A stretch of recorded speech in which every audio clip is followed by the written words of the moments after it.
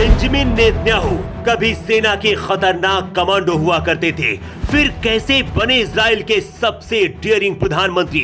जवानी में Benjamin Netanyahu पर इजराइल की लड़कियां अपनी जान छिड़कती थी, लेकिन नेतन्याहू को दुश्मनों की जान लेना पसंद था। इजरायली सेना में रहते हुए 5 साल के अंदर ही हजारों दुश्मनों को गोलियों से दागकर पूरे इजराइल के हीरो बन गए थे। बेंजामिन नेतन्याहू के बड़े भाई ने दुनिया के सबसे बड़े ऑपरेशन थंडरबोल्ट को अंजाम दिया था। यह ऑपरेशन दुनिया का सबसे खतरनाक और सबसे बड़ा ऑपरेशन माना जाता है।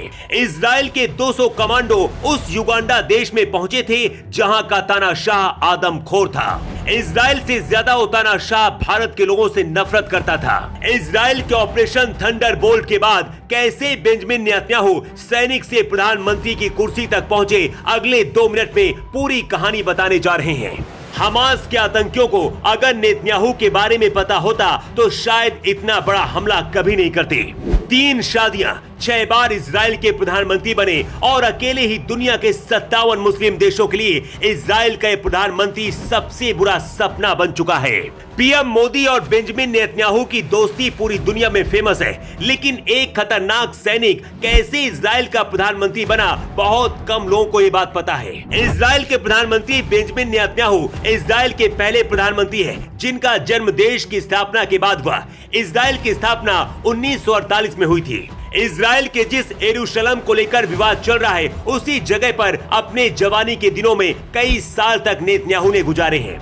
18 साल की उम्र में इजराइल की सेना में भर्ती हो गए थे।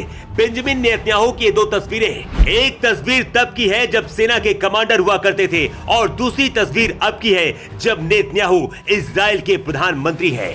भारत की मार्कोस कमांडो की तरह ही इजराइल की सबसे खतरनाक सायरेट मदकल स्पेशल कमांडो है। इसी सेना में नेतन्याहू कमांडो थे। 5 साल के अंदर ऑपरेशन इन्फर्नो, ऑपरेशन गिफ्ट और ऑपरेशन इनोटॉप सहित कई बड़े अभियानों में शामिल रहे। 5 साल के अंदर ही कैप्टन बन गए थे।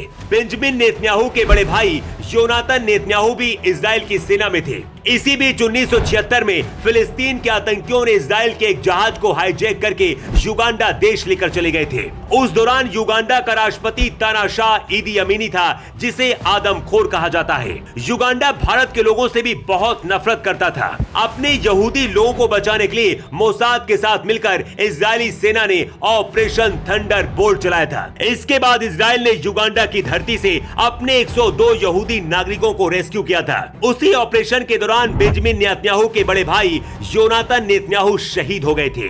इजराइल के पीएम नेतन्याहू के भाई को आज भी इजराइल के लोग भगवान की तरह पूजते हैं। बेंजामिन नेतन्याहू सबसे पहले 1988 में चुनाव लड़े थे।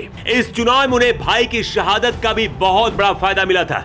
इसके बाद लगातार वो आगे बढ़ते रहे और इजराइल के प्रधानमंत्री की कुर्सी तक पहुंच गए। इजराइल ने 1971 और 1999 के भारत पाकिस्तान युद्ध में भी भारत का साथ दिया था, लेकिन भारत 2014 से पहले फिलिस्तीन के साथ खड़ा था। 2014 में जब पहली बार मोदी प्रधानमंत्री बने, उसके बाद इजराइल और भारत के बीच दोस्ती बढ़ने लगी। 2017 में पीएम मोदी भारत के पहले प्रधानमंत्री थे जो इजराइल पहुंचे थे। इसके बाद पीएम मोदी और बेंजामिन नेतन्याहू की दोस्ती गहरी होती गई। इजराइल दुनिया का ऐसा देश है जो हमेशा भारत के साथ खड़ा रहता है। इजराइल के पीएम नेतन्याहू क्योंकि खुद सैनिक रह चुके हैं, इसलिए बहुत अच्छी तरह से जानते हैं कि दुश्मन को कैसे जवाब दिया जाता है। यही वजह है कि हमास के आतंकियों को इजराइल ढेर करता जा रहा है। इजराइल को इतना ताकतवर बनाने में नेतन्याहू का बहुत बड़ा रोल माना जाता है।